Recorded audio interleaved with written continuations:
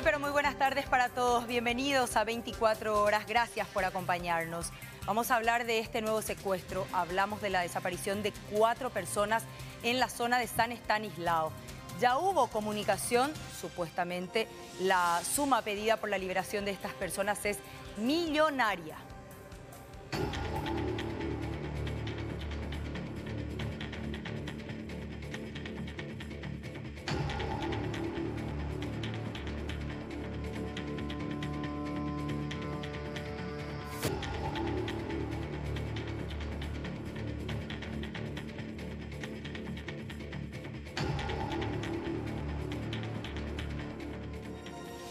Y tenemos que hablar de este asalto que aconteció en la ciudad de San Antonio. 404 jubilados del IPS se quedaron sin el aguinaldo.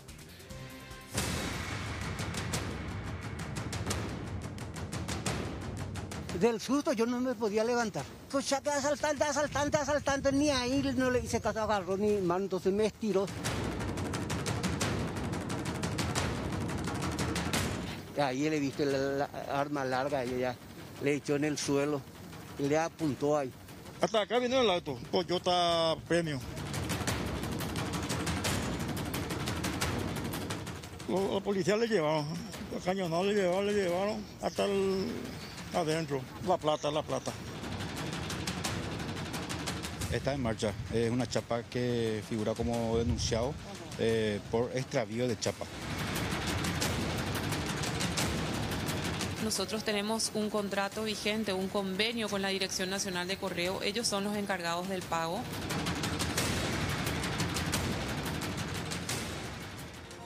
Vamos rápidamente a la primera información en vivo y en directo hasta la zona de Mariano Roque Alonso. Ale Peralta está trabajando en vivo y en directo en este lugar. Ale Pereira, adelante. Gracias, Mercedes, un saludo para vos y para todos los televidentes. Y un intento de robo es el que se registró aquí en la zona de Mariano Roque Alonso, sobre la ruta Traschaco. Este vehículo que estamos observando en imágenes es el utilizado por los delincuentes. Vamos a mostrarle inclusive, tiene un impacto de bala en donde estaría en este caso el pasajero. Estamos hablando del lado izquierdo del conductor, tuvo un impacto de bala. Según estuvieron mencionando las autoridades, solamente este vehículo es el que tiene el impacto. La víctima se estaba trasladando aquí por este carril cuando en un momento dado fue interceptado por los delincuentes, quienes aparentemente manejaban la información de que esta persona tenía mucho dinero consigo, teniendo en cuenta de que trabaja como cambista. Afortunadamente no lo hirieron, estaban mencionando inclusive que no llevaron objetos de valor del vehículo, y posteriormente estos delincuentes se dieron a la fuga también en otro vehículo. Estamos hablando de un grupo de aproximadamente 4 a 5 personas los que interceptaron a este hombre de 58 años, digo bien. Vamos a conversar un ratito con el comisario principal, Emilio Alfonso, para que nos brinde detalles acerca de los primeros datos que ustedes manejan referente a este intento de robo, comisario. Sí, a 16 horas aproximadamente fuimos nosotros alertados que se escuchó disparo de arma de fuego en este lugar, y entonces rápidamente se apersonó acá mi personal, la patrullera, ya encontrando esta camioneta en el medio mismo de la ruta, ya obstaculizando el tránsito, y ahí nosotros hablamos con un señor quien nos manifestó que él venía manejando su camioneta con destino hacia Limpio, y en este mismo lugar fue interceptado por esta camioneta Mahindra, y entonces el señor reaccionó en el sentido que aceleró su camioneta para salir del lugar rápidamente. Entonces, logrando él huir de ellos, se encontró una patrullera acá hacia la zona de Remanso para comunicar el hecho. Y ahí nosotros ya todos fuimos alertados y ya nos apersonamos acá, como ya dije anteriormente. Y eso es lo que pasó. Y el señor manifestó de que él no transportaba ni un guaraní, no tiene dinero, para pensar de que fue un intento de asalto o un intento de robo de dinero en efectivo. El señor no nos transporta o no tiene nada de dinero consigo. Él es cambista, trabaja como cambista. Según manifestó, su profesión es cambista, él trabaja en Asunción, pero por ese lado también a lo mejor podemos nosotros pensar, los investigadores, los de la brigada también ya estuvieron acá. Estamos manejando entonces algunas hipótesis, ¿verdad?, de que ellos podrían entonces haberse equivocado del objetivo o alguna información falsa que ellos pudieron haber recibido de que este señor transportaba mucho dinero. Pero en realidad la propia víctima o la propia persona manifestó de que él no tiene nada de dinero consigo. ¿El vehículo utilizado en este caso figura como robado? Sí, esta camioneta Mahindra, aclaramos también que fue hurtada de la jurisdicción de la Comisaría Novena de Asunción el 16 de este mes. Hay que mencionar también, comisario, que hay otro vehículo involucrado porque aparentemente los delincuentes se dieron a la fuga en otro rodado que ya estaba también aquí por la zona. Asimismo, una camioneta, todavía estamos manejando con claridad la marca y las características. Estamos buscando circuitos cerrados acá de la zona, justamente para poder identificar y localizar ese vehículo. Ellos se bajaron de esta camioneta y se subieron en otra camioneta de color plata. ¿Quién habría realizado el disparo, comisario, teniendo en cuenta de que este hombre mencionó que él no se maneja con armas? Y según su manifestación, él no disparó, él no tiene arma, la persona, en este caso la víctima, la supuesta víctima. Y nosotros pensamos también como investigadores de que estos delincuentes habrían efectuado en forma de intimidarle a este señor para que se pueda quedar y si realmente tenía el dinero para entregarle sin oponer resistencia. Entre los elementos que pudieron incautar dentro de la camioneta, ¿hay documentos? Eso se quedó exclusivamente a cargo de los profesionales técnicos, peritos, quienes ya estuvieron trabajando muchas horas por este vehículo, pudiendo entonces recolectar, recabar todo lo que puedan entonces ellos hacer en cuanto a sus trabajos técnicos. Posteriormente ellos elevarán al Ministerio Público el trabajo realizado. ¿Rastro de sangre, arma de fuego? No, nada.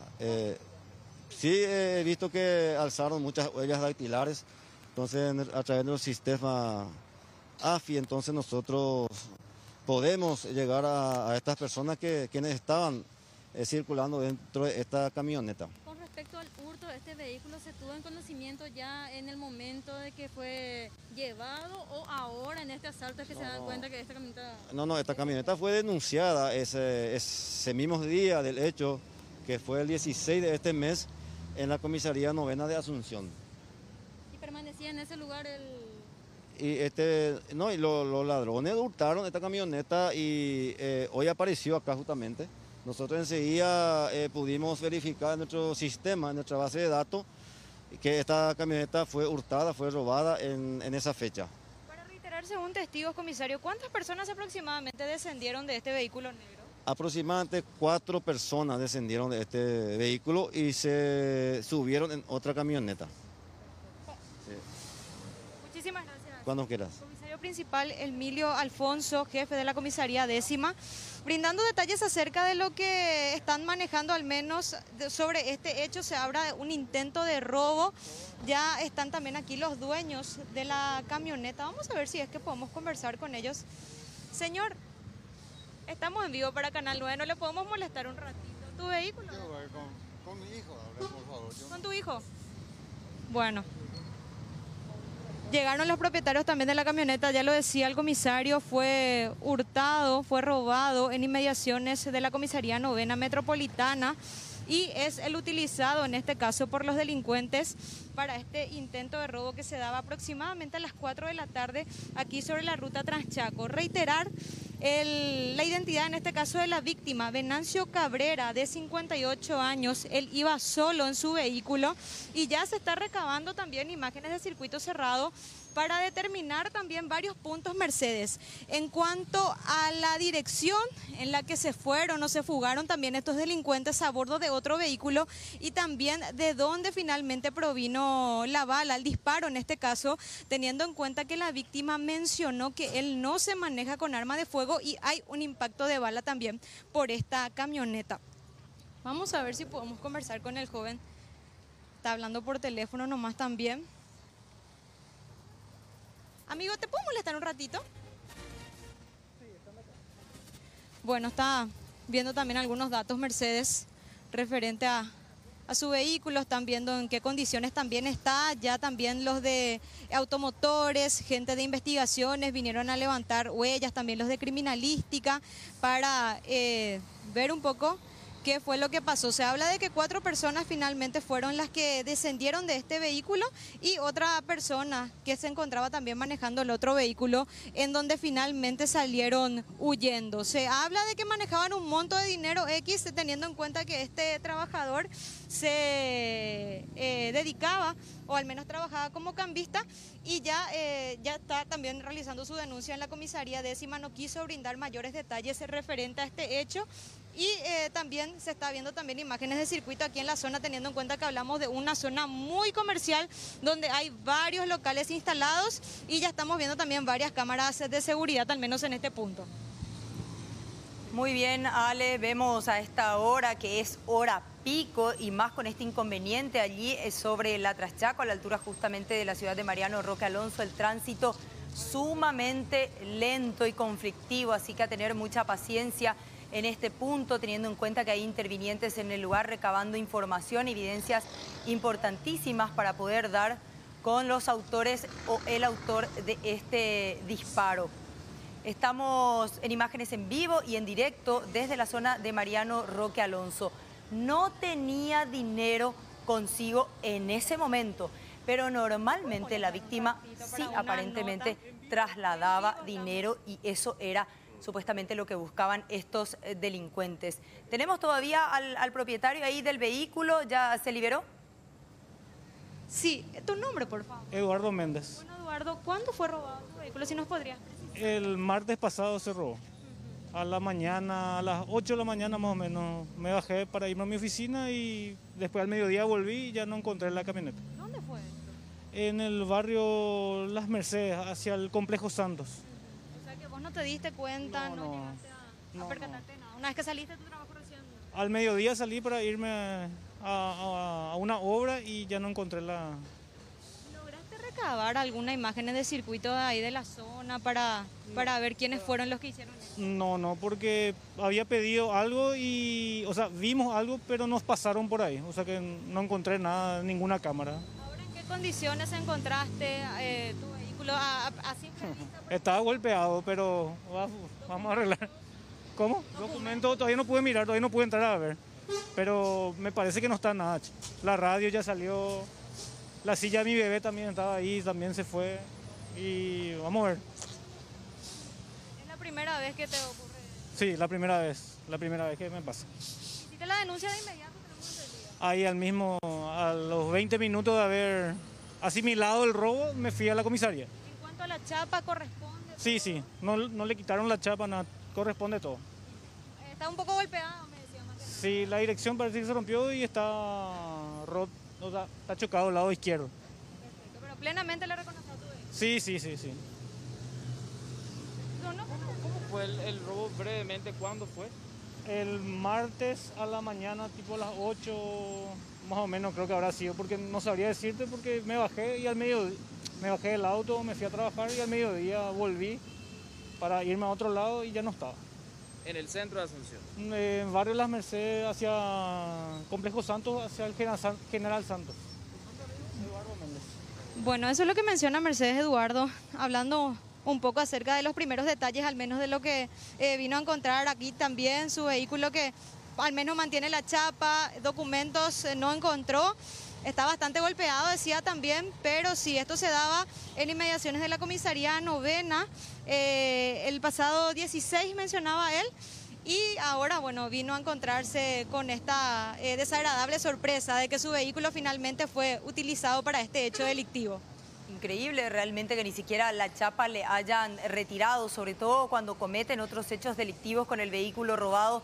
Suelen implementar otro sistema o le ponen otra chapa perteneciente a otro vehículo robado o directamente le sacan la chapa porque hay mucho riesgo de circular en la ciudad con los controles que hay con una chapa que está denunciada, un vehículo perteneciente a un vehículo denunciado como robado. Realmente extraña la manera en la que participaron estos delincuentes. Gracias, Ale. Gracias, Mercedes. Hasta luego. Pasa a estas horas, en vivo y en directo, ocurre esto en Mariano Roque Alonso. Hace minutos nada más terminó la policía de revelar todos los datos que tiene en relación a este intento de robo. Muy pocos datos, por cierto. Saben poco y nada hasta el momento.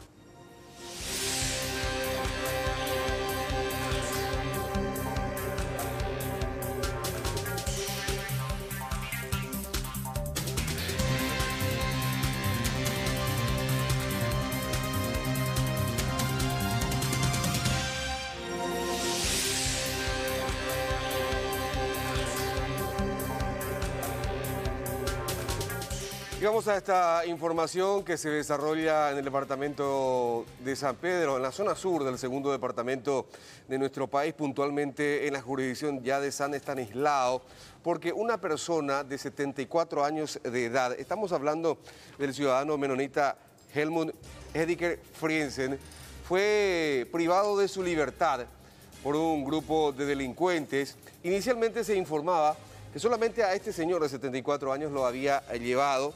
Él es de la colonia menonita Friesland, de la jurisdicción de Itacurubí del Rosario, pero tiene su establecimiento en las cercanías de la localidad del distrito de Santaní.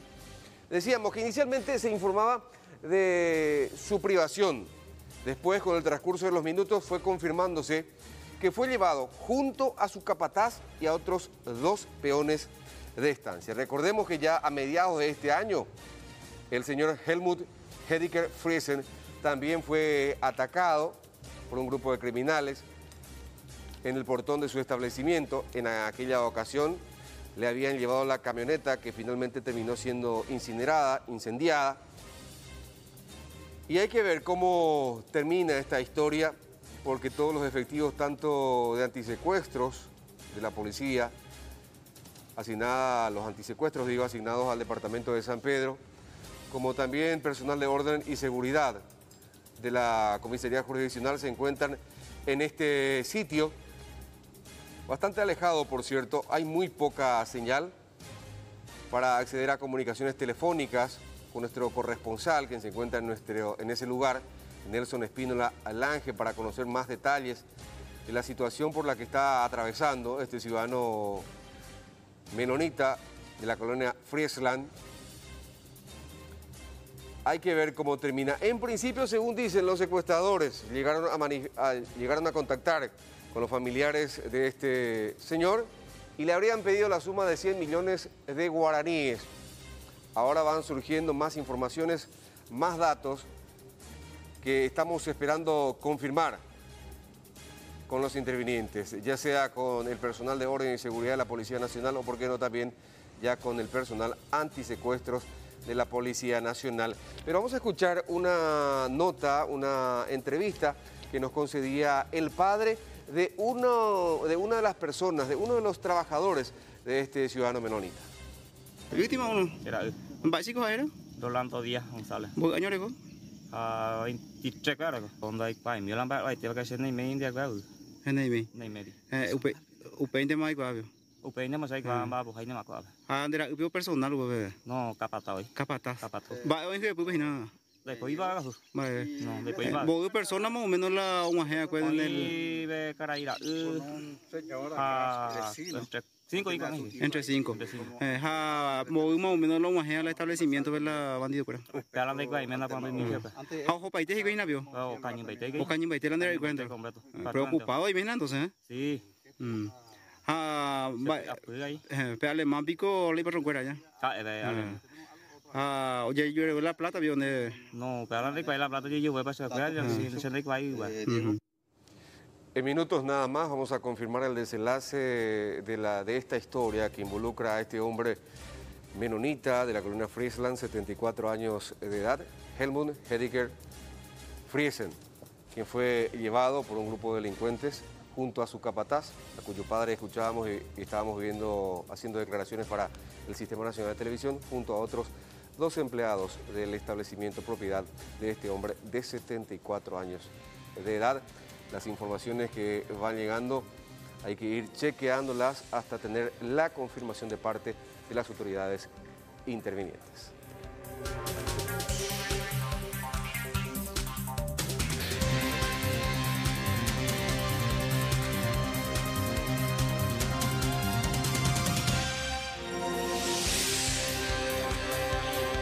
Y otra noticia destacada de esta jornada tiene que ver justamente con el multimillonario asalto a la caja de jubilados del IPS, donde ocurrió en la zona de San Antonio cuando esta mañana se disponían al pago precisamente de los beneficiarios. Aparecieron 4 delincuentes fuertemente armados y se alzaron con más de 1.600 millones de guaraníes.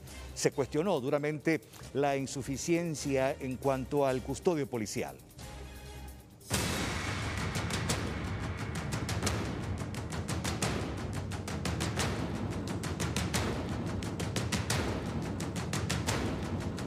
Vestidos como militares, con máscaras y fuertemente armados. Así llegaron los 4 delincuentes que concretaron el millonario robo en perjuicio a la caja de jubilados de IPS, habilitada detrás de la parroquia de San Antonio. Según relato de testigos, los asaltantes primero desarmaron y redujeron a 2 policías que estaban designados como custodios y posteriormente irrumpieron en el improvisado salón, de donde fácilmente se alzaron con más de 1.600 millones de guaraníes, que iban a ser destinados para el pago de haberes y aguinaldos de la tercera edad. Del susto yo no me podía levantar.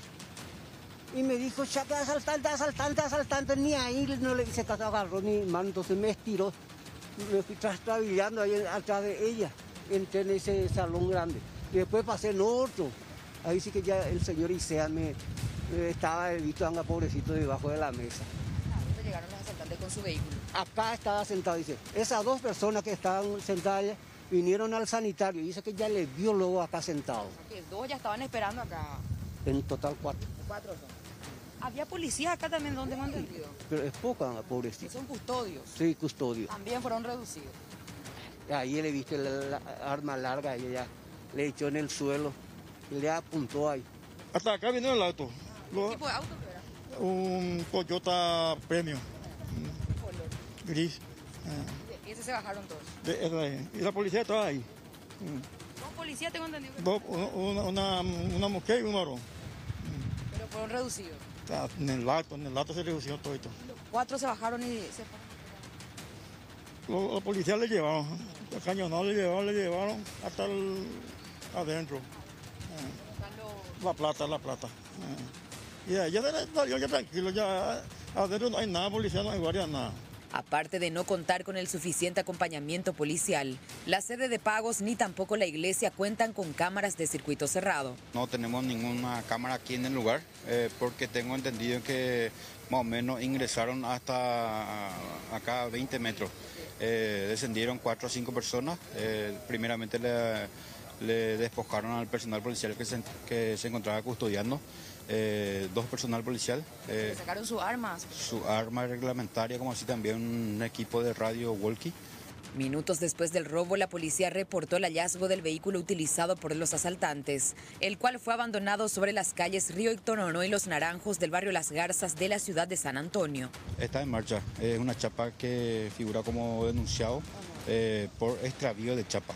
No así el vehículo, tenemos que revisar número de chasis para saber si es que fue producto de algún robo o hurto de este vehículo. O sea, que la chapa entonces no le corresponde a este vehículo. Presumimos que no le corresponde ya que tiene denuncia por extravío de chapa.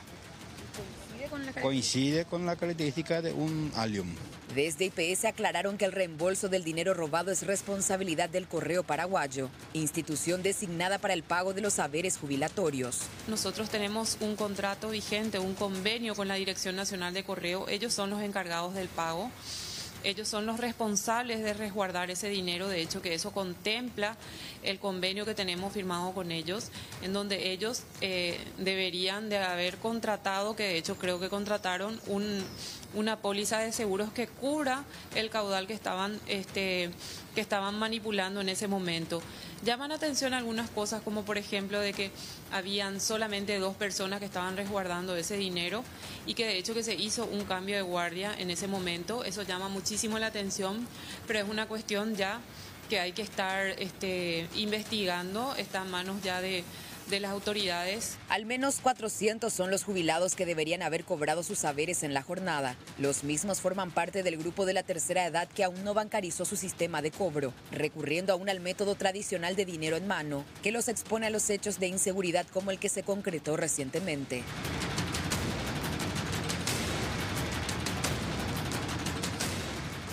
Y precisamente el duro cuestionamiento que hubo en torno a la escasa participación o dotación de la policía para resguardar tan importante cantidad de dinero, estamos hablando de más de 1.600 millones de guaraníes, ya tuvo inmediatamente repercusiones. El comisario principal, Ángel Cantero, que se desempeñaba como jefe de la comisaría 24 Central de la ciudad de San Antonio, fue destituido por el director de policía de Central. En su reemplazo ya asumió el comisario principal, Luis Bordón, y también ocurrió lo mismo con el subjefe. Y recién, justamente desde IPS, aclaraban que este dinero supuestamente estaba asegurado. Estamos hablando de 1.619 millones. Desde la Dirección Nacional de Correos del Paraguay, Dinacopa, se aclaró que no se cubriría en su totalidad, sino solo hasta unos 600 millones de guaraníes, que representaría apenas el 40% del total robado. Sí tenía cobertura, sí tenía póliza, pero no del 100%.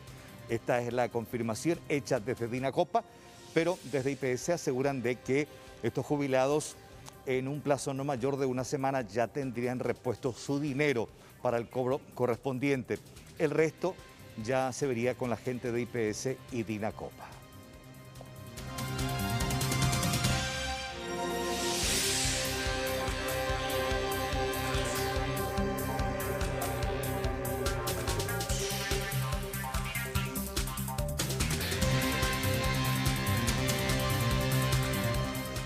En Coronel Bogado, departamento de Itapúa, un niño de solamente 4 años fue atropellado por un vehículo.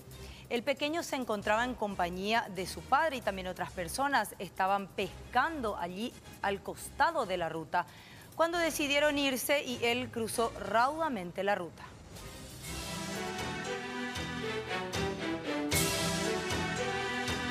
La tragedia se registró sobre la ruta nacional número 1 en el puente Aguapeí de Coronel Bogado. En inmediaciones, un niño de 4 años estaba de pesca con sus padres. Ya en el momento de retornar, este corrió para cruzar de un lado al otro de la ruta, cuando este automóvil al mando de Luis Semeniuk lo atropelló. El niño cayó a la capa asfáltica. El conductor trasladó a la víctima hasta el hospital de este distrito, pero lastimosamente el pequeño ya perdió la vida. A las 19 horas aproximadamente, sobre la ruta nacional número 1 Francisco Solano López, se reportó un accidente en tránsito con derivación fatal, donde lastimosamente en este caso el menor, identificado como Tiago González, de 4 años de edad, en compañía de su padre, que se encontraba pescando en el lugar, en el puente de Aguapeí, donde repentinamente esta criatura salió sobre la ruta, lo cual no le dio posibilidad de frenado al conductor del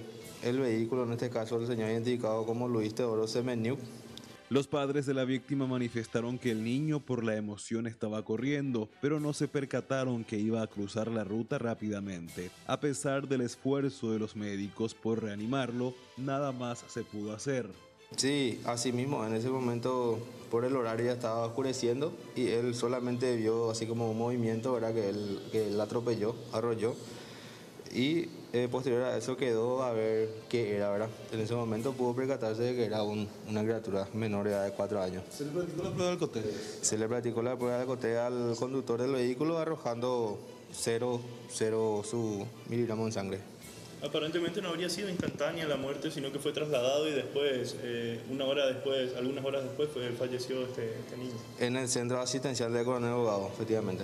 Tras el procedimiento de rigor, el cuerpo del niño fue entregado a sus familiares. Es el segundo menor en menos de un mes que muere en estas condiciones en el departamento de Itapúa.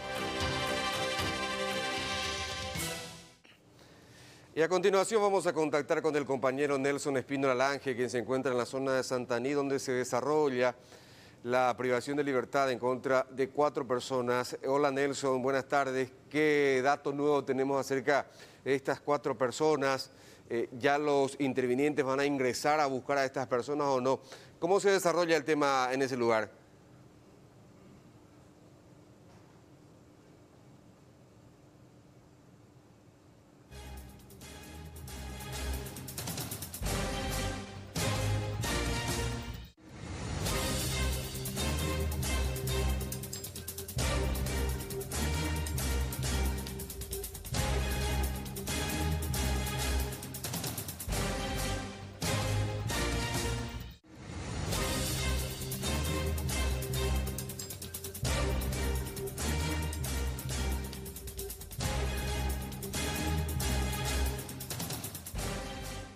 segundos nada más vamos a retomar la comunicación con nuestro compañero Nelson Espínola, quien se encuentra en la zona de San Estanislao, siguiendo muy de cerca las investigaciones, las intervenciones de las fuerzas policiales, tanto de orden y seguridad como antisecuestros, en torno a la privación de libertad de este ciudadano menonita de la colonia Friesland, de la jurisdicción de Itacurubí del Rosario, pero cuyo establecimiento se encuentra muy cerca de San Estanislao. El hombre fue llevado junto con su capataz y otros 2 empleados. El hombre tiene 75 años de edad. Hay que recordar que a mediados de año ya habría sufrido también un ataque. Le habían asaltado en aquella ocasión y su vehículo fue totalmente incendiado, incinerado por los atacantes, justo cuando el hombre bajaba de su vehículo para abrir el portón de su establecimiento. Ahora sí, vamos a mantener el contacto con Nelson Espínola, quien ya está vía telefónica. Nelson, contanos cómo se está desarrollando el tema en ese lugar. Y bueno, Aníbal, por el tema de la comunicación es imposible. Acá en esta zona estamos entre la colonia Friesland, el distrito de Itacurubí del Rosario, Santaní y distrito de Guayaquil, hacia el lugar donde ocurrió el hecho. 2 hipótesis: que se pagó el rescate de acuerdo a las informaciones, pero son informaciones preliminares. Pero ahora estamos por confirmar también a nivel de audiencia de que había encontrado el cuerpo de don Helmut Ediger Friesen, de 74 años, más 2 de sus pelos. Eso es lo que estamos tratando de confirmar. El tema de la comunicación, sí, de repente sale, no, el problema está con la señal de los teléfonos móviles aquí en esta zona, pero son estas las informaciones que estamos manejando. Nelson. Aproximadamente a las 15 horas, Aníbal, llegaron entre 4 a 6 personas en el establecimiento ganadero en donde se encontraba don Helmut en compañía de sus capataz y otros empleados. Cuando llegaron esos delincuentes, ya prácticamente lo redujeron a ambas personas y lo llevaron hacia el fondo de la propiedad. Esa es la última información, sí. Esa es la información que Nelson. nosotros manejamos con relación a lo sucedido dentro de la finca, Aníbal. O sea, una de las hipótesis habla entonces, Nelson, que el hombre, el señor de 74 años, junto con sus 2 peones habrían sido, o por lo menos sus cuerpos encontrados, ya sin signos de vida, y uno habría escapado. Esa es la otra versión. Esa es la otra versión, y que presumiblemente el capataz o le soltaron al capataz. Esa es la otra versión que nosotros tenemos, ¿verdad? Son informaciones preliminares a esta hora aquí en la zona donde ocurrió el hecho. Aún no estamos pudiendo hablar con los intervinientes porque están en una zona boscosa, aún no están pudiendo salir, pero son informaciones preliminares lo que estamos recabando ahora, que supuestamente el cuerpo de don Helmut y más 2 de sus peones, pero primeramente hablaba de 4 personas. ¿Y dónde está el capataz Ricardo Díaz González, de 24 años? Eso es lo que estamos averiguando ahora, porque a priori se habla de 4 personas más el propietario, su capataz y 2 peones. Ahora estamos manejando una información preliminar de que supuestamente se encontró el cuerpo de 2 de los peones y más del señor Helmut, en este caso Aníbal. Pero estamos por confirmar esa información ya. Sí. Están saliendo en algún momento dado los intervinientes aquí en esta zona. Lastimosamente esa información va confirmándose, Nelson, el fallecimiento de este hombre cuyas imágenes estamos viendo, el ciudadano menonita de 74 años, más 2 de sus empleados. Repetimos, esto en la zona de San Estanislao, entre Santaní, Guayaquil e Itacurubí del Rosario. La otra información que se tiene es que uno de los jóvenes que fueron llevados junto con Helmut Ediger Friesen se habría escapado de sus captores. Y la otra teoría es que, la otra hipótesis es que se habría pagado el dinero, pero que finalmente los delincuentes terminaron matando a las 3 de las 4 personas capturadas. Decías, Nelson, fueron llevadas estas personas a las 3 de la tarde más o menos. Así es, aproximadamente a las 15 horas ya estos hombres ya ingresaron dentro del establecimiento ganadero que cuenta don Helmut hacia la zona de Bolajua, un lugar que queda distante a unos 35 kilómetros de Guayiví y 45 aproximadamente de la entrada sobre la ruta 22 que va a Rosario.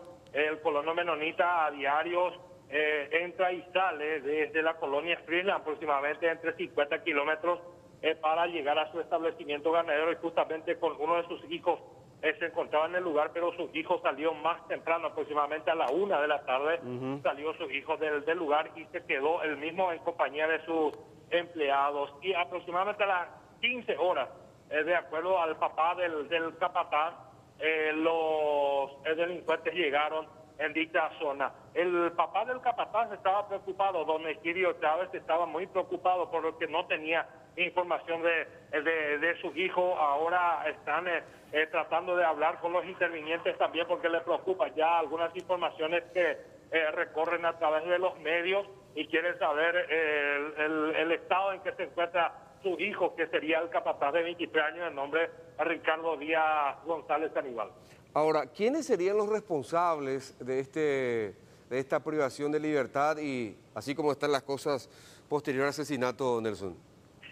Y delincuentes comunes, Aníbal, ya el 30 de julio pasado lo habrían atacado cuando llegaba el colono menonita en el portón de su establecimiento ganadero. En aquella oportunidad él se había salvado, le llevaron 6 millones de guaraníes más un aparato celular y la camioneta que fue incinerado, utilizado por los delincuentes para escaparse del lugar, pero en el día de la fecha llegaron en un vehículo, de acuerdo a las primeras informaciones que estamos recepcionando, y el vehículo del mismo se encontraba dentro del establecimiento. Sería una parte que era integrante de Amado Ramón Benítez, que operaba en esta zona. ¿Se acordarán, Aníbal? Amado Ramón Benítez, el temible asaltabancos, asaltacajeros, ¿verdad? Exactamente, él mismo fue detenido en esta zona.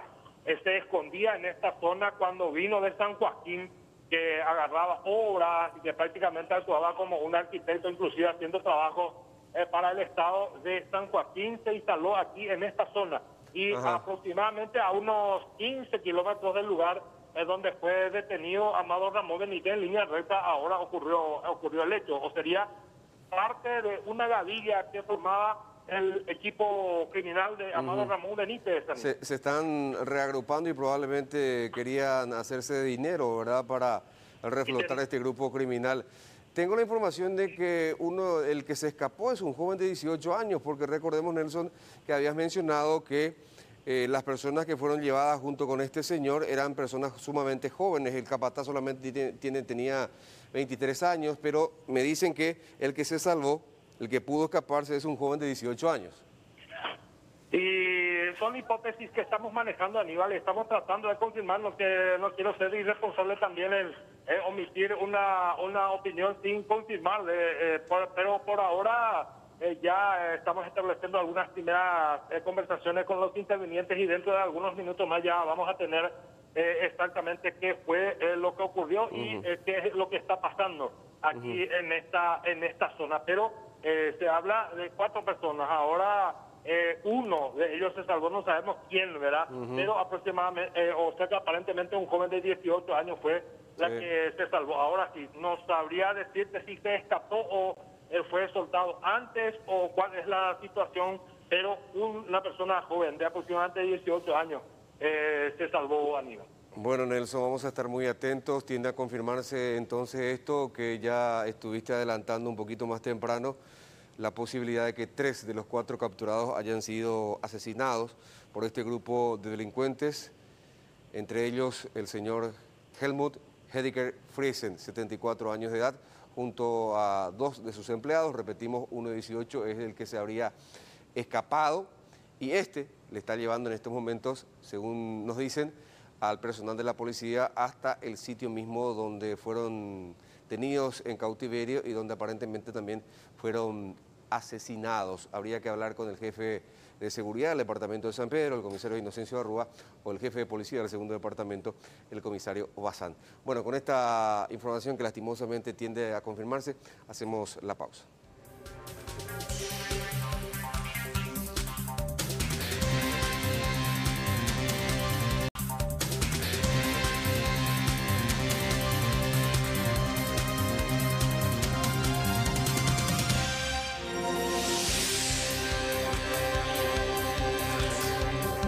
Comisario Silguero, director de Hechos Punibles de la Policía. Buenas tardes, ¿cómo le va? Cayó la comunicación. Vamos a retomar en instantes. Esto tiene que ver justamente con la situación que se vive en el norte de la República y prácticamente la confirmación oficial del fallecimiento del ciudadano alemán con documentos paraguayos que tenía su establecimiento ahí en el departamento de San Pedro y otros dos funcionarios de su estancia. Reiteramos una información que ya tenemos la confirmación extraoficial, pero necesitamos que alguien de la institución uniformada nos dé oficialmente esta noticia. Uno de ellos, que tiene 18 años, logró escapar de este secuestro y dar comunicación a las autoridades. Sin embargo, lamentablemente, durante la pesquisa y la incursión de la policía, aparentemente ya se logró encontrar los restos de estas tres personas, entre ellas precisamente el hombre de 74 años de nacionalidad paraguaya de origen alemán.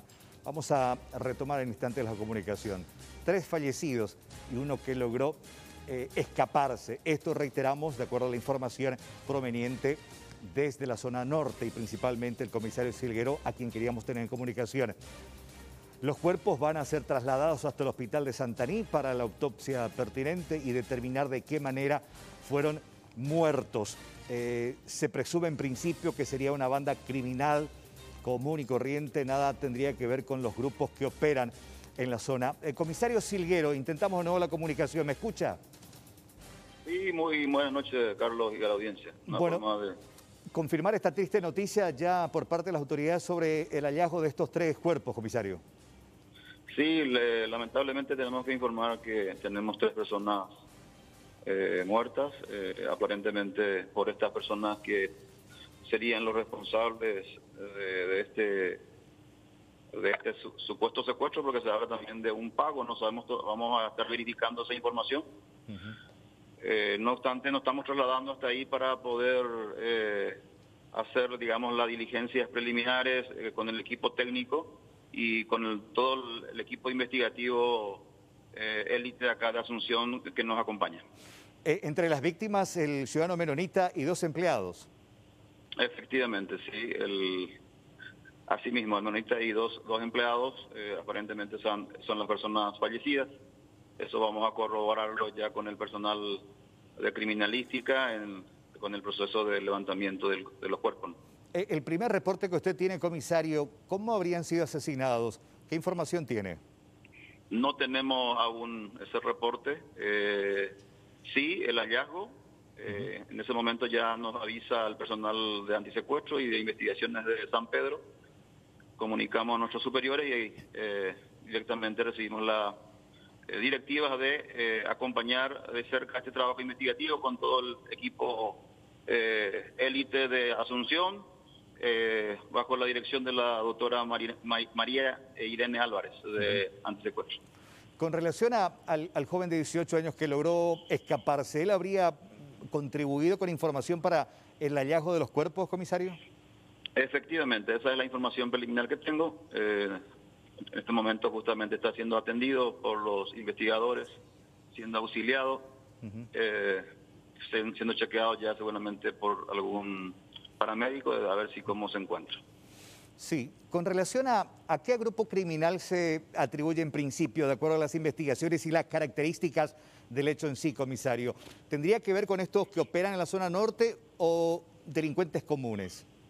No quisiera adelantarme a esa hipótesis porque tenemos que evaluar todas las informaciones que estamos recibiendo y una vez que estemos en el lugar vamos a evaluar con los investigadores principales y a partir de ahí seguramente vamos a dar alguna hipótesis al respecto. Ya, ¿este joven que logró escapar logró contribuir con alguna información de cuántos eran en principio? Están hablando en ese momento nuestra gente con él. Lo primero es el diagnóstico, digamos. Hay que revisarlo si está bien y después seguramente ya va a tener mayor tiempo para hablar con la investigadora. No obstante, él está bien, entonces vamos a seguir con las diligencias en relación al levantamiento que se tiene que hacer, la diligencia preliminar con la presencia del fiscal y el médico forense y personal de criminalística. ¿El hallazgo fue cerca del sitio de donde lo llevaron con violencia? Sí, es dentro del predio mueble de la víctima. Ya. ¿Los cuerpos van a ser trasladados a dónde ahora, comisario? Seguramente primero se va a hacer las diligencias preliminares y seguramente después ya se va a sugerir el traslado a Asunción para la autopsia correspondiente. Usted hacía referencia a un pago. ¿Tienen también ustedes esa información de que aparentemente la familia habría pagado una suma de dinero? Ese es el reporte inicial que se tuvo. Seguramente vamos a corroborar también eso con la familia. También tiene el antecedente de lo que ocurrió con él hace poco tiempo, que lo habían asaltado, quemaron su camioneta, como antecedente reciente que me supongo va a colaborar también y a sumar en esta investigación. Sí, es un antecedente que justamente refieren los investigadores, que seguramente también va a ser analizado a ver si tiene alguna conexión o vínculo con este hecho. Ya. Finalmente, ¿tiene la identidad de los otros dos empleados muertos, comisario? Seguramente le vamos a pasar enseguida, estoy nomás en ruta en este momento. Ya. Le vamos a facilitar enseguida. Bueno, le agradecemos y nos disculpa, comisario, sabemos que la información también es necesaria, confirmar, recurrir a la fuente y en este caso usted es la fuente más importante a estas horas. Vamos a volver a molestarlo un poco más tarde. A las órdenes, a las órdenes. Gracias, comisario Silguero, gracias, de la Policía Nacional, confirmando de esta manera lo que ya veníamos hablando con total prudencia y responsabilidad. Hablamos de la sospecha, ya el comisario Silguero nos confirma que fueron hallados los 3 cuerpos, entre ellos precisamente el menonita y sus 2 empleados.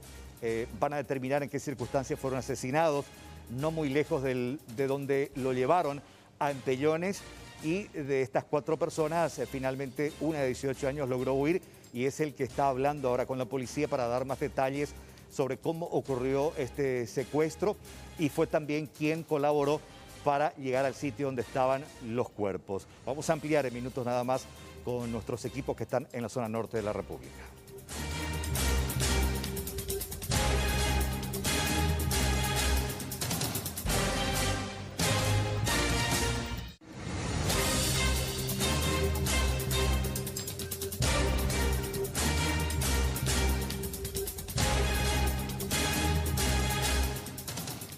Hasta San Lorenzo. Allí está Raúl Bogarín para contarnos más detalles sobre este robo insólito, por cierto. Raúl, adelante.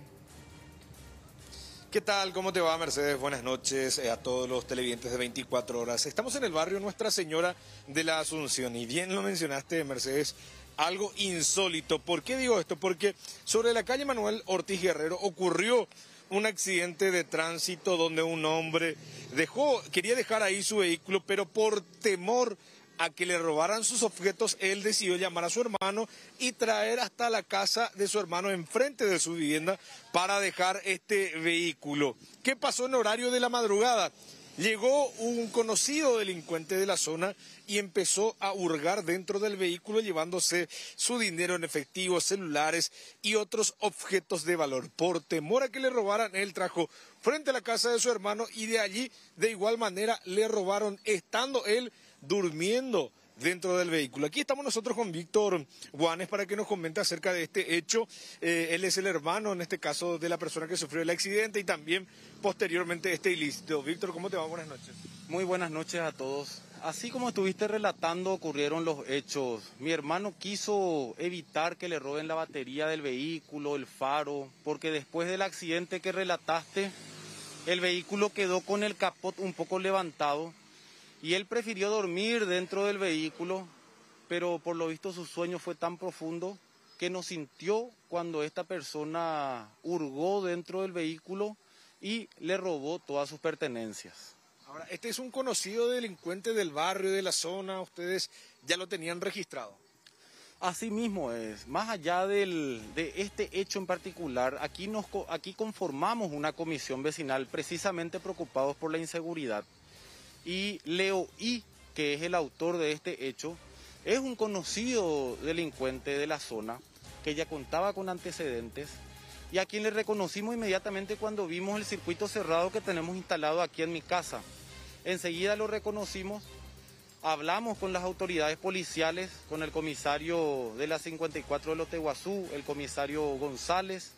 Enseguida él dispuso un operativo para atrapar a esta persona, se dio con su paradero, se le agarró, se le puso a disposición de la justicia y hoy está guardando prisión preventiva ya en Tacumbú.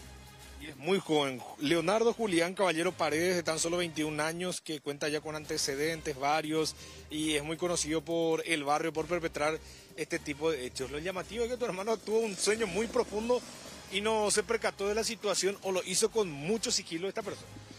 Vimos en el video que con una habilidad tremenda abrió una de las puertas del vehículo a pesar de que se encontraban aseguradas las puertas. Quiere decir que tiene mucha destreza en esto este muchacho. Y felizmente mi hermano no resultó herido, ¿verdad? Felizmente decimos hoy que él no sintió lo que estaba ocurriendo porque probablemente si sentía este desenlace iba a ser diferente. Pero estamos un poco más tranquilos los vecinos porque Leo I es uno más nomás, pero por lo menos es hoy uno menos en las calles apeligrándole a la ciudadanía. En este caso, ustedes ya conformaron esta comisión, se reunieron con la policía, ¿qué fue lo que le dijeron? Porque aún no cesa los hechos de inseguridad.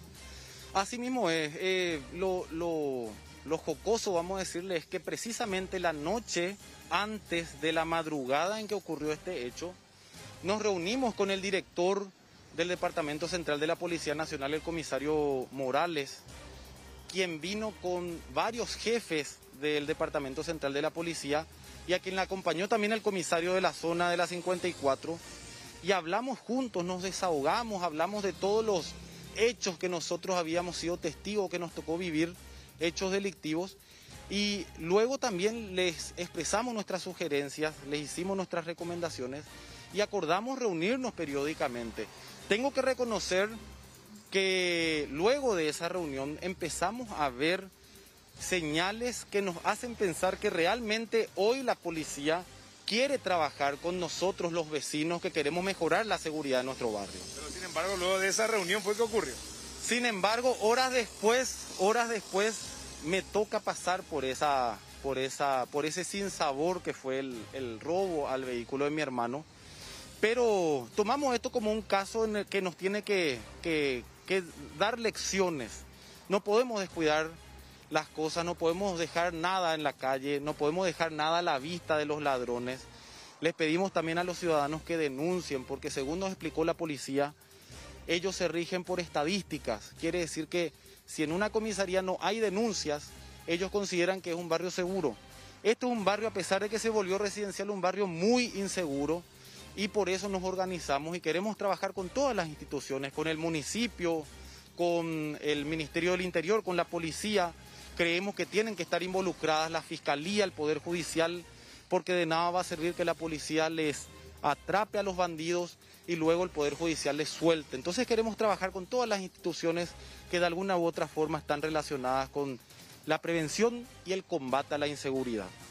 Muchas gracias, Víctor. Muchísimas gracias a ustedes. Ahí está Víctor Guanes entonces comentándonos acerca de esta situación y allí estaba estacionado el vehículo, allí estaba durmiendo mejor dicho, el hermano y posteriormente ya le vino Leo I para llevarse todas sus pertenencias. Algo insólito realmente que ocurrió aquí en el barrio Nuestra Señora de la Asunción de San Lorenzo, compañeros.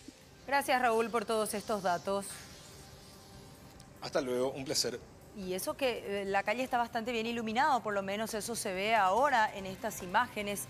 Quiso resguardar su propiedad privada y al final terminaron robándole. La historia de esta persona en particular en la zona de San Lorenzo. Vamos a hacer una breve pausa. A la vuelta vamos a compartir más información. Ya volvemos.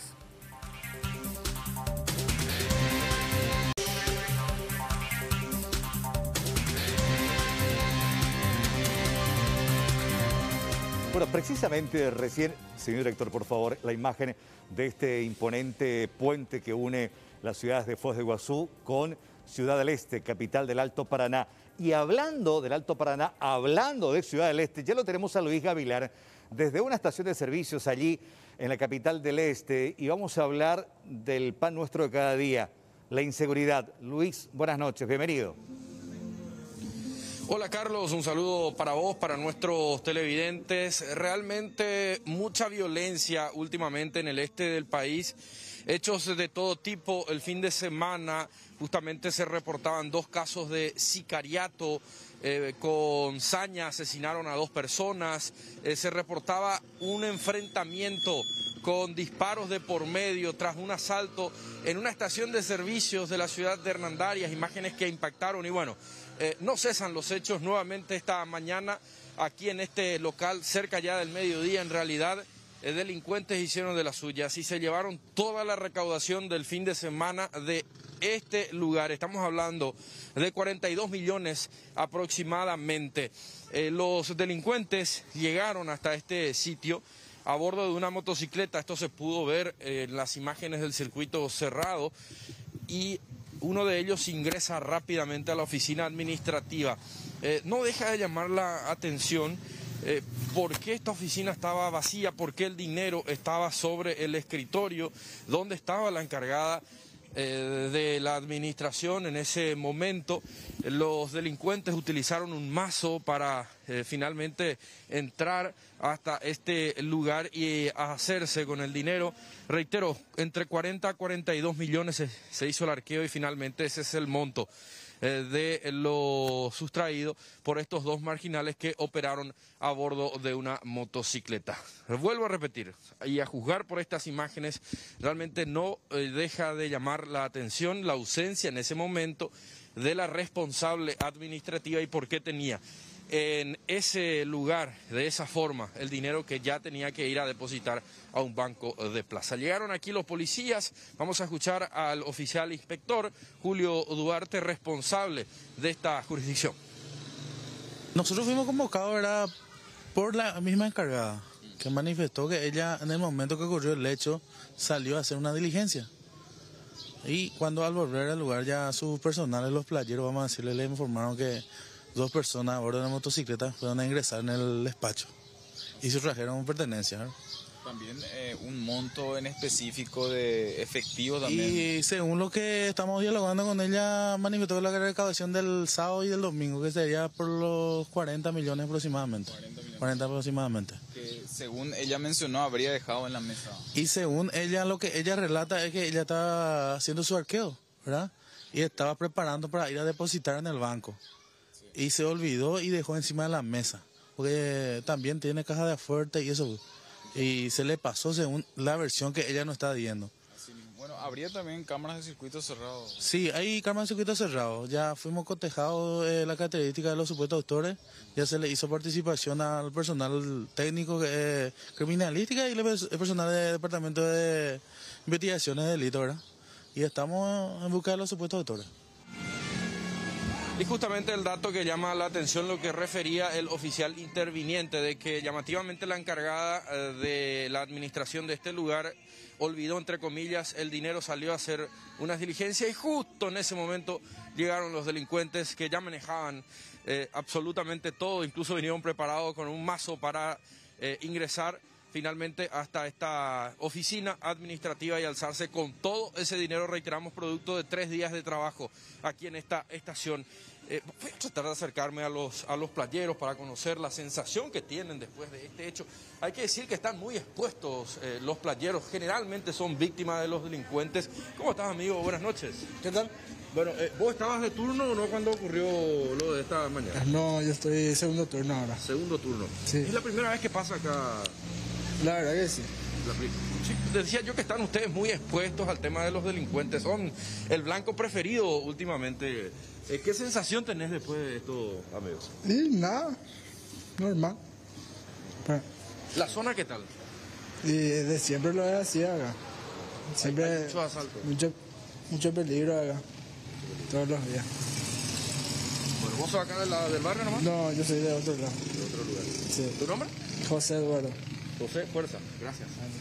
Él es José Playero y acaba de confirmar de que es una zona complicada, ¿eh? Todos los días reportan, estamos en el kilómetro 9, lado Mondavi, exactamente a unos 2.500, 3.000 metros aproximadamente de la ruta principal. Ya es una zona bastante poblada y él decía de que aquí la inseguridad es el pan nuestro de cada día en esta zona específicamente de Ciudad del Este. Reiteramos, la policía va a tener que investigar bien este caso porque hay cabos sueltos en relación a lo sucedido. El monto es millonario, reiteramos, entre 40 a 42 millones de guaraníes, Carlos. Sí, finalmente, y esto es una cuestión ya reflexiva, nada más un comentario entre vos y yo, cuando le preguntaste sobre la ola de inseguridad y te dijo ya es normal, eso sí es peligroso cuando la gente comienza a normalizar un evento que no debería de serlo, que es justamente los hechos de violencia cuando hay delincuentes, armas de por medio y obviamente se alzan con un importante botín.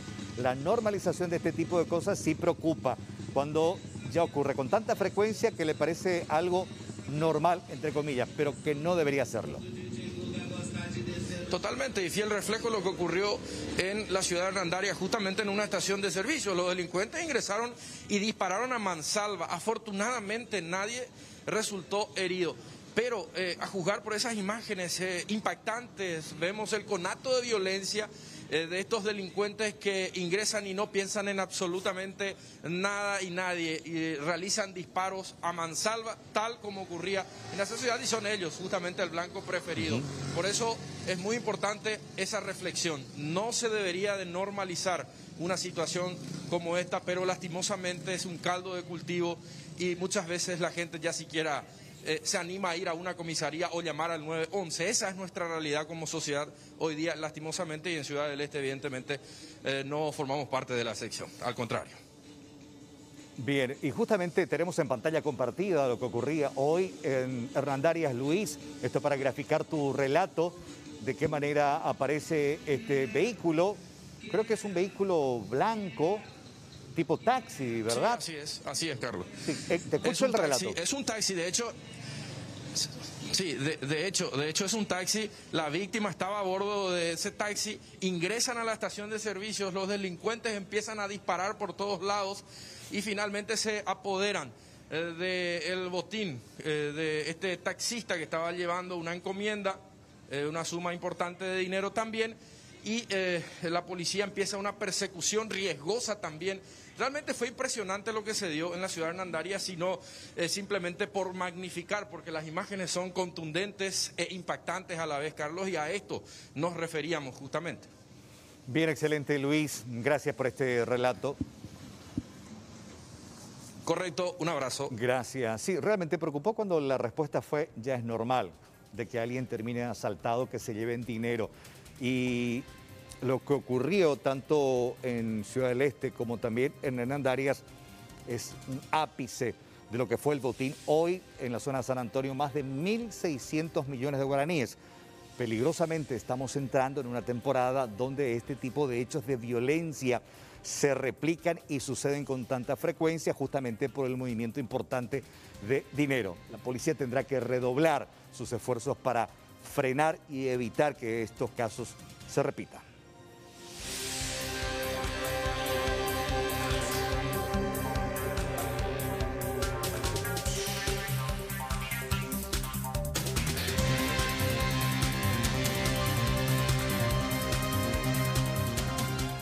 El viernes pasado, miembros de la FTC daban conferencia de prensa. Anunciaban que habían abatido a 4 integrantes del AKEP en un enfrentamiento en plena reserva en la zona de Ex Puenteciño. Sin embargo, hoy hay una versión completamente diferente. 3 de ellos habrían muerto en un enfrentamiento, pero no con la FTC, sino con supuestos narcotraficantes que producen allí en la zona. El último, quien fue alcanzado metros después, sí habría recibido un disparo por parte de un militar paraguayo.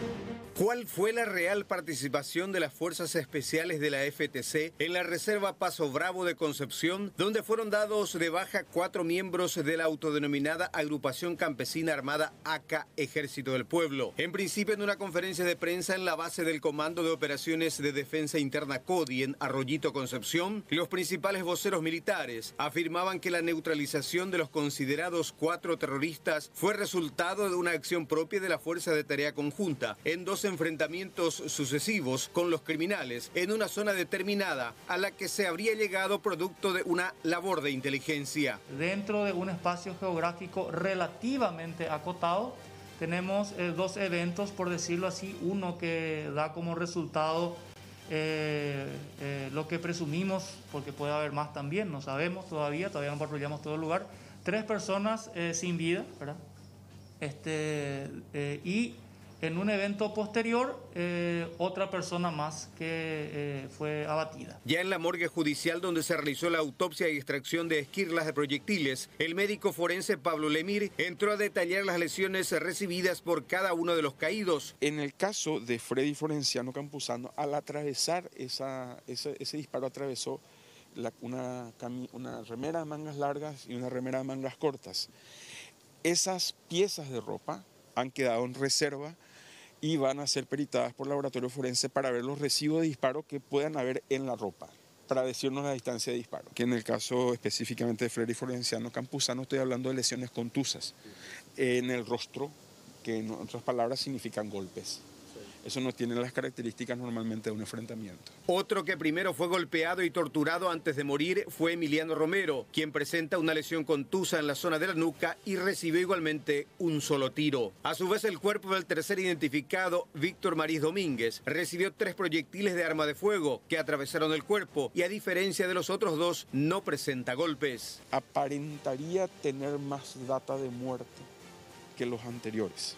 La otra gran diferencia con el resto de los cuerpos es que este señor tiene 3 impactos de proyectil de arma de fuego, a diferencia de los anteriores que estaba mencionando que tienen un solo impacto y no tienen ninguna lesión contusa. Lemir informó también que se extrajeron muestras de ADN de los 4 fallecidos y el cuerpo que no pudo ser identificado. Se le practicó el odontograma forense para un futuro cotejo. Esta víctima recibió un solo tiro.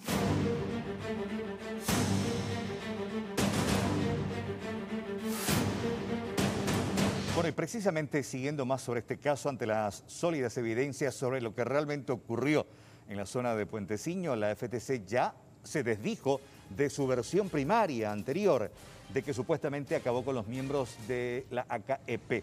La Fiscalía Antisecuestro ya investiga este caso, sumada también a la Unidad contra el Crimen Organizado, ante la posibilidad que se sospecha y se maneja de que grupos narcotraficantes habrían tenido que ver con la muerte de esta gente.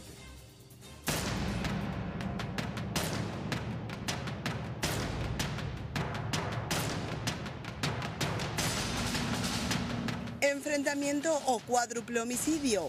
La pregunta tiene una respuesta clara. La FTC jamás se enfrentó con los miembros del AKP. Ellos encontraron los cuerpos en el Parque Paso Bravo después de que fueran asesinados. Los cuerpos hablaron en la morgue judicial. Los rastros de golpes en el rostro indican una pelea cuerpo a cuerpo, nunca vista antes en ningún enfrentamiento con terroristas en la historia de la FTC. Lo confirmó el fiscal Federico Delfino, quien no ingresó a la zona del enfrentamiento, pero sí participó de la autopsia. Y son golpes conforme a lo que dijo el doctor Lemir, de que primero fueron golpeados a los efectos de ser reducidas a estas personas.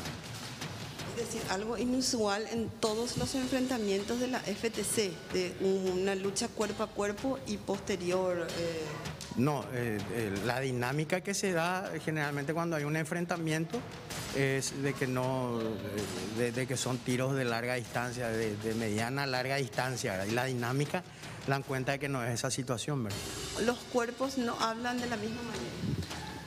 Bueno, nosotros tenemos un informe que habla de que no hubo esa situación, ¿verdad?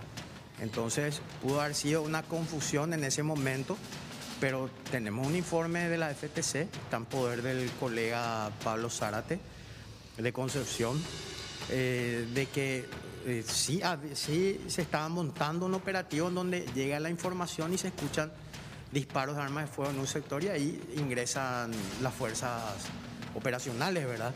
Y se encuentran con esta situación. Hasta este momento las bajas en el grupo criminal son 4, 3 en un primer enfrentamiento y posteriormente en otro enfrentamiento muere otro criminal presunto integrante del grupo criminal y terrorista autodenominado ACA. Pero al fiscal Zárate de la zona sí le manifestaron en el CODI que existió un enfrentamiento. La información la fue dada el viernes en forma personal y ayer se corroboró eso documentadamente de cómo sucedieron los hechos de que 3 cuerpos fueron encontrados por la Fuerza de Tarea Conjunta ya estando en el lugar y que después se produjo el enfrentamiento con el cuarto, digamos. Esa es la información dada por la Fuerza de Tarea Conjunta. La nota presentada por la FTC a las 17:30 de este domingo a pedido de la Fiscalía revela que jamás se enfrentaron, pues solo relatan los disparos que escucharon y posterior hallazgo del cuarto cuerpo. La gran pregunta es cuándo fueron asesinados los 4. Existen dudas sobre la data de muerte de Maris, que podría ser el jueves en horas de la tarde. En tanto, la mancha en la cabeza alrededor del orificio de entrada del considerado NN sería indicativo de un disparo a quemarropa, por lo cual, ante un crimen por parte de grupos que operan en la zona, la investigación también estará a cargo de fiscales especializados. El doctor Lemir, preliminarmente, conforme a lo que lo habló de que fue de mediana a corta distancia y que no tenía la dinámica de un enfrentamiento. Ahora corresponde que en gabinete se hagan los estudios de las muestras que se levantaron a los efectos de poder determinar eso. Esa zona está siendo saturada por las fuerzas públicas. Sabemos de la existencia de varios grupos del crimen organizado que operan ahí, no solamente marihuaneros, encargados del tráfico de drogas, tenemos también la presencia de rollotráfico, avijeo, personas que se dedican al robo y que van y se esconden en las extensiones del Paso Bravo, ¿verdad?, del Parque Nacional, a los efectos de mantenerse en la clandestinidad.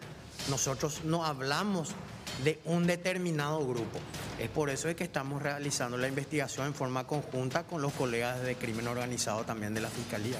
Los proyectiles encontrados en la escena del crimen también delataron a la FTC, pues ninguno fue disparado por arma perteneciente a la fuerza pública. Ahora estos proyectiles podrían coincidir con otros crímenes en la zona. Advertidos de las inconsistencias en esta historia de enfrentamiento con los supuestos integrantes de ACA-EP y la muerte de 4 de sus presuntos integrantes, el CODI, desde el Comando de Defensa Interna, presentaron ayer en horas de la tarde, a las 5:30 más o menos, en la Secretaría del Fiscal Pablo Zárate, este documento. Vemos, aquí está la nota número 39, fechado ayer. Y van a ver ustedes la parte donde reconocen haber encontrado los primeros 3 cuerpos en el Parque Paso Bravo, 19 de noviembre, recuerdan ellos que hubo un enfrentamiento, siendo aproximadamente las 12:30, escuchan disparos de arma de fuego y así van describiendo lo que pasaba ese mediodía del viernes pasado. Dice, se encontraron inicialmente, constatan, dice, inicialmente 3 cuerpos sin signos de vida, de las cuales primero de sexo masculino, estaba vestido con uniforme camuflado, chaleco táctico y portaba un fusil de asalto modelo Galil, y así va describiendo en qué circunstancia, en qué situación encontraron los 3 primeros cuerpos. En el siguiente párrafo van a ver ustedes que hacen mención a un cuarto hallazgo, pero dicen, procedieron a continuar el proceso de revisión seguridad táctica del área. Pasado un cierto tiempo, el personal vuelve a percibir disparos de arma de fuego con afectación a la posición propia, resolviendo nuevamente la situación conforme al procedimiento operativo, constatándose, una vez despejado el sector, un cuarto cuerpo tendido en el suelo, sin signos de vida, que vestía ropa camuflada y portaba una pistola. Bueno, acá, la Fuerza de Tarea Conjunta, el Comando de Defensa Interna, reconoce haber encontrado 3 cuerpos inicialmente. El cuarto no son muy claros, porque no dicen si hubo un intercambio de disparos o si hallaron simplemente el cuarto cuerpo. Pero hay otro punto que va a ser investigado también. Se habla de la desaparición de un fusil y de 2 pistolas. No se sabe si fueron los grupos de marihuaneros, narcotraficantes o fueron integrantes de la FTC los que se quedaron con esas armas. Porque llama la atención que de los 3 que tenían uniforme camuflado, tenían el chaleco táctico, todos tenían sus respectivos cargadores, pero sin sus armas de fuego, sin el fusil y sin sus 2 pistolas. El presidente de la República, ustedes saben, estuvo en la sede del CODI ese viernes a la tarde, apenas trascendía la información de que hubo un enfrentamiento, en realidad 2, y que 4 integrantes de este grupo criminal fueron abatidos por la Fuerza de Tarea Conjunta. ¿Cuál fue el reporte? Y hay que decir, le mintieron al presidente de la República, Mario Abdo Benítez. ¿Por qué? ¿Qué le dijeron al jefe de Estado? Primero, le dijeron que hubo un encuentro, un enfrentamiento, que afortunadamente no hubo bajas en las filas de la Fuerza de Tarea Conjunta. También dijo el presidente de la República haber recibido la información de que no hubo heridos en las filas de la FTC. También decía el presidente de la República y dejaba entrever que de momento no hay cambios en el COI, en el Comando de Defensa Interna. Escuchemos lo que decía el mandatario. Y obviamente todo informe que recibí fueron informes preliminares, teniendo en cuenta que el operativo todavía estaba en desarrollo. Lo que sí me dijeron es que hubieron 2 eventos y que ninguna baja por parte de las Fuerzas de Tarea Conjunta. Me informaron que habían 4 abatidos y bueno, hasta ahí. ¿El hecho que no era suyo? No, en el caso de lo que yo recibí, no, ¿verdad? Porque a mí lo que me dijeron es que hubieron eventos, esos eventos ocurrieron y que en su momento iban a hacer una conferencia de prensa cuando tenían la culminación de todo el proceso. Allá los operativos no están en el CODI, entonces se tiene que recabar todas las informaciones para hacer un anuncio y una declaración oficial de los hechos. Eso no sabemos todavía, ¿no? Como reitero, ese fue el anuncio, bueno, lo que yo recibí de manera preliminar, y hoy todos nosotros estamos escuchando a los voceros de la FTC, que es lo que están anunciando oficialmente.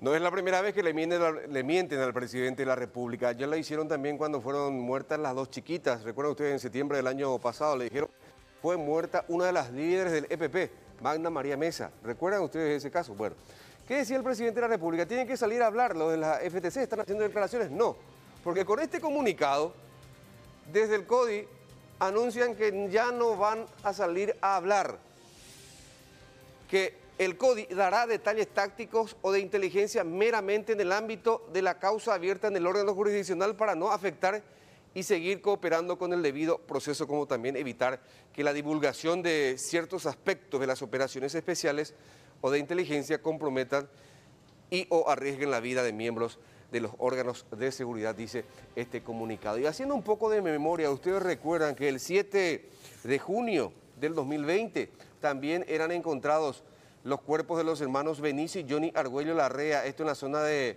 Lorito Picada. Estamos viendo sus imágenes. En aquella ocasión también se quiso presentar como un logro, como un éxito, digamos, el fallecimiento de estas 2 personas que supuestamente hubo un enfrentamiento entre las fuerzas de seguridad y estos 2 integrantes del autodenominado Ejército del Pueblo Paraguayo. Sin embargo, también en aquella ocasión desde la Fiscalía fueron advertidos que no era así la historia, porque se comprobó que los cuerpos fueron desenterrados, que fueron también torturados salvajemente y que fueron ejecutados. En aquella ocasión ya también llegó a presumirse que eran integrantes de organizaciones criminales dedicadas al tráfico de drogas, lo que terminaron ejecutando los hermanos Argüello Larrea. Si hacemos la suma, hasta ahora, narcotraficantes 6, Fuerza de Tarea Conjunta 0. Con esto hacemos la pausa.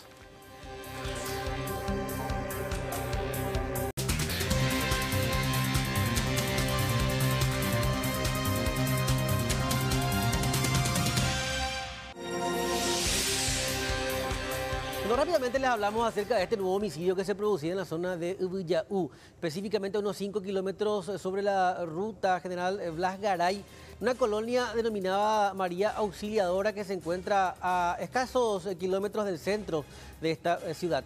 La víctima, un comerciante, circulaba a bordo de su vehículo y atención a algunas imágenes porque en principio todos suponían que se trataba de un accidente de tránsito por las condiciones en las que primeramente encontraron el cuerpo, pero ya notaron una lesión a la altura de la cabeza, motivo por el cual trasladaron a esta persona rápidamente al hospital regional de Villa, un lugar en donde solo ya se constató su deceso. Lo llamativo de este caso, primeramente no encontraron el teléfono celular ni el arma de fuego con que esta persona contaba, teniendo en cuenta que por lo general los lunes salía de cobranzas por tratarse de un comerciante y siempre lo hacía armado, ya inclusive ante otras situaciones de inseguridad que caracterizan a esa localidad. Esta arma de fuego no fue hallada en el sitio, pero fue encontrada durante la detención de un ciudadano de nacionalidad brasileña y su secretario. Ellos tenían en poder esta arma de fuego. Ahora se habla de una hipótesis que gira en torno al ajuste de cuentas. ¿Por qué? Llamativamente, y atención a las circunstancias, la víctima le debía dinero a este ciudadano brasileño. Se lo auxilió y se encontró, prácticamente no se encontró el arma, ni se había encontrado el celular de la víctima. Esta tarde una persona prácticamente fue detenida y se está recuperando algunas evidencias comerciales. De hecho que sí, el revólver que presumimos se utilizó en el hecho, una persona brasileña de nombre Mauricio Milani y secretario de ¿verdad? Que posteriormente vamos a identificarlo también. Comisario, ¿se va a hacer algún tipo de prueba a estas personas que están a cargo del Ministerio Público? De hecho que sí, las pruebas preliminares, claro que se hacen. En el caso de estas personas, la prueba de parafina, ¿verdad? Que queda ya a cargo de la gente de criminalística. Según la información que estamos teniendo, comisario, es que esta persona, la víctima, la fallecida, tenía una deuda con este brasileño.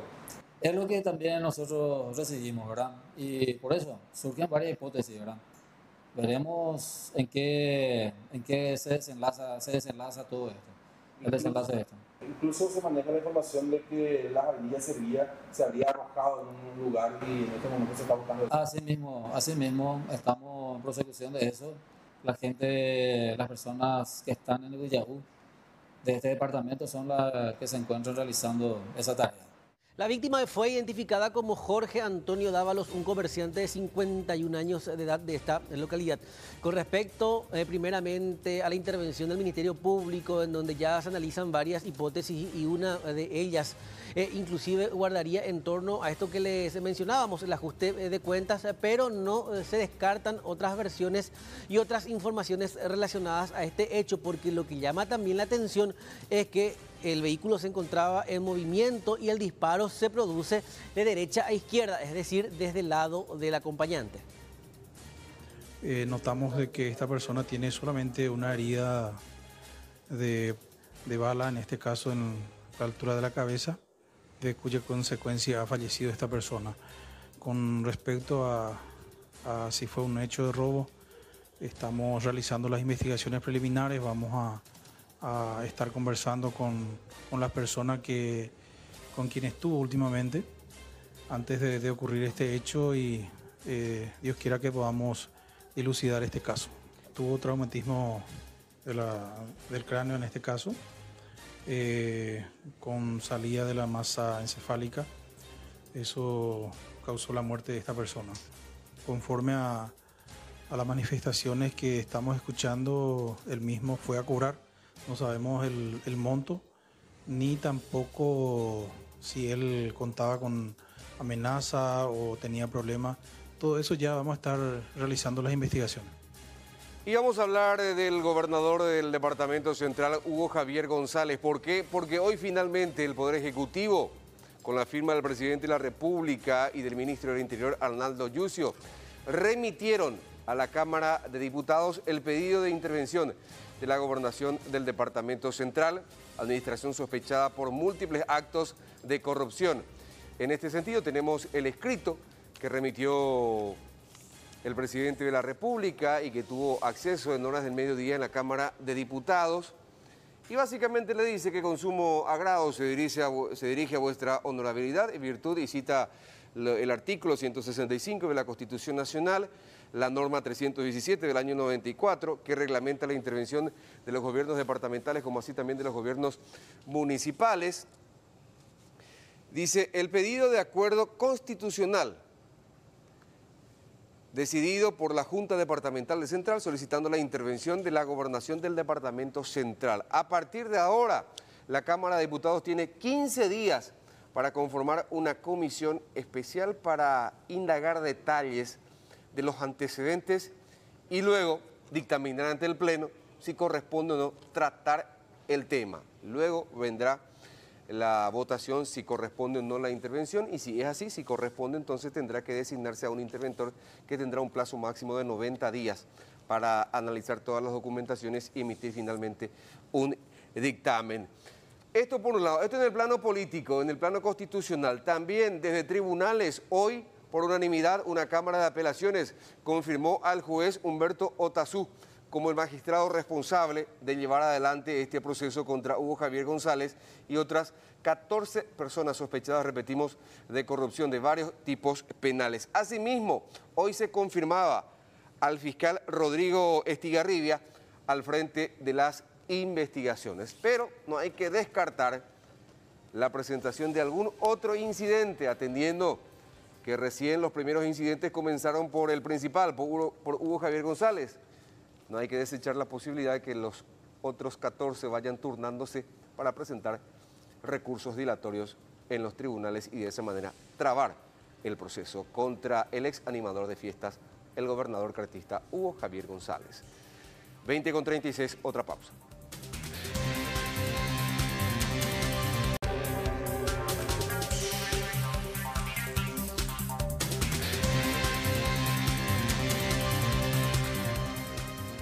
En 24 horas para contarte que falta cada vez menos para la gran maratón solidaria. Estamos hablando de solamente 12 días para la Teletón. Pero ahora también vamos a rescatar lo que se hizo a lo largo del año con la metamorfosis que sufrió la comilona de Teletón en 4 entregas diferentes que fueron salvadas por las abuelas. Cerca, volvamos a estar cerca, volvamos a estar cerca, volvamos. La comilona de Teletón hace muchísimo por nuestros nietos y por todo el Paraguay. Por eso, hoy queremos devolverle algo. Nuestras recetas. En el momento más difícil a nivel país por la pandemia del COVID-19, nuestras abuelas nos devolvieron la ilusión y las esperanzas con la comilona, reviviendo las recetas más deliciosas, de esas que llegan directo al corazón, en 4 programas de televisión. El primero desde Alto Paraná, el segundo hicimos desde Paraguarí, el tercero en Oviedo y el cuarto aquí en Asunción. Entonces hicimos en este formato y rindiendo en realidad un homenaje a nuestras abuelas, ¿verdad? A las recetas de las abuelas. Decíamos que las abuelas salieron al rescate y nos ofrecieron esas recetas que solamente ellas pueden hacer. Entonces también en ese homenaje nosotros hicimos algo que nos emociona mucho porque muchas abuelas son las que le traen a sus nietos, a sus nietas a los centros de rehabilitación y esas abuelas estuvieron allí compartiendo recetas. Entonces también estuvimos ese domingo al mediodía durante todo el mes de julio, un mes súper difícil. Recordemos que julio arrancó en el peor momento de la pandemia, vinieron las vacunas y terminamos como que más oxigenados. Ahí estuvimos nosotros también con este formato distinto de la comilona. Pese a la situación y con el 37% menos del presupuesto, la ciudadanía apostó por la innovación con Teletón.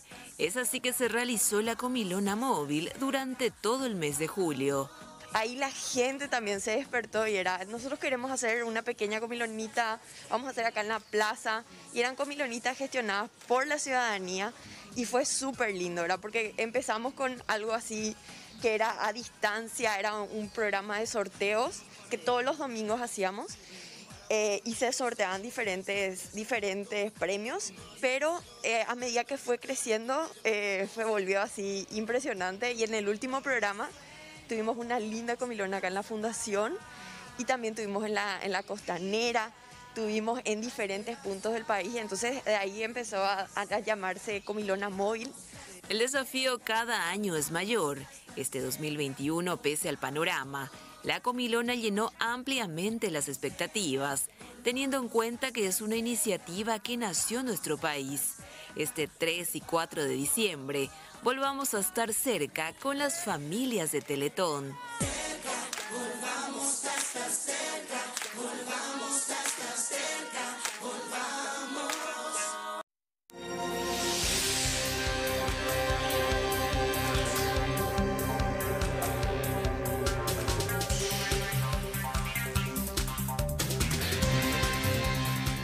Bueno, estamos siguiendo de cerca esta información que tiene que ver con la muerte de 3 personas, entre ellas este ciudadano alemán menonita que fue secuestrado y llevado por delincuentes y fue asesinado.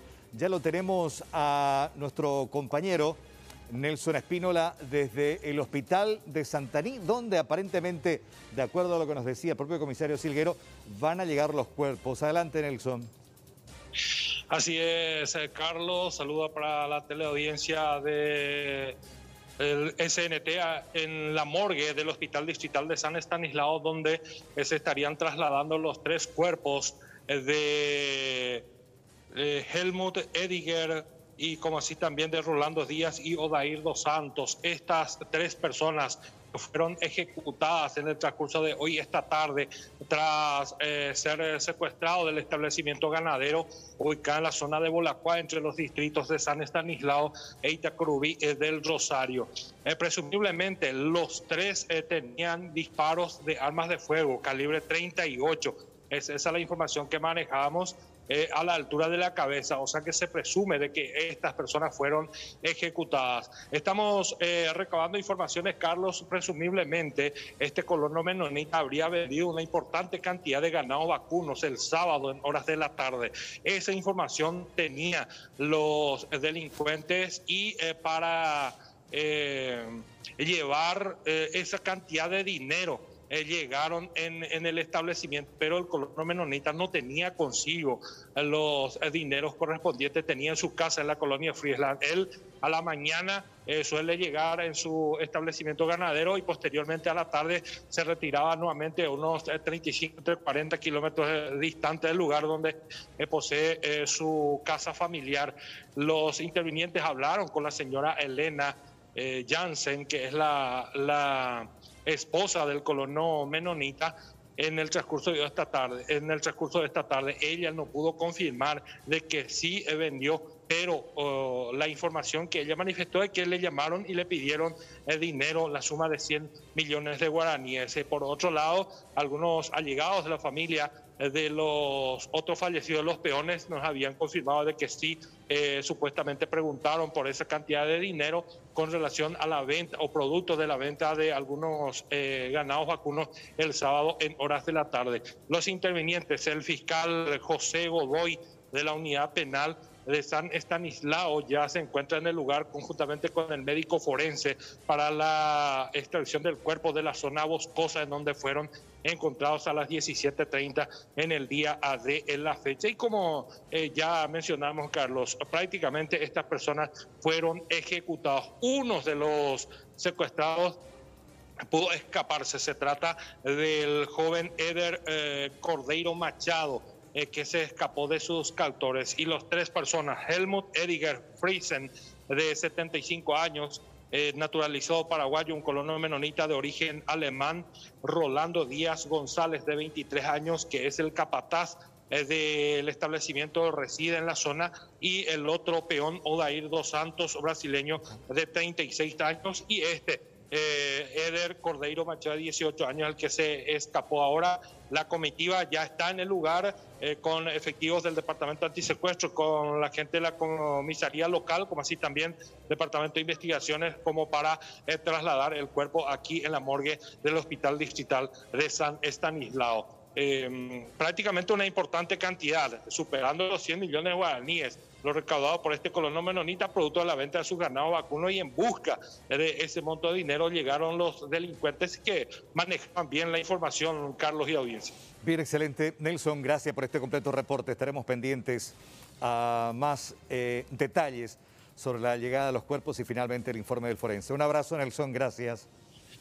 Igualmente, hasta luego. Gracias. Noticia todavía en desarrollo. Está justamente desde la zona donde fueron encontrados los restos hasta el hospital distrital para la autopsia pertinente. Se habla de una importante cantidad de cabezas de ganado vendidas justamente por este colono menonita. Información que tenían los delincuentes y que finalmente habría sido el motivo de su secuestro. E incluso la propia policía no descarta que la víctima habría reconocido a sus captores. Por eso terminó ejecutada. Hasta una distribuidora ubicada en la zona de Pilar llegaron delincuentes que hicieron un boquete en una de las paredes para ingresar a las instalaciones. Allí quisieron abrir una caja fuerte, que pudieron moverla, pero no abrirla.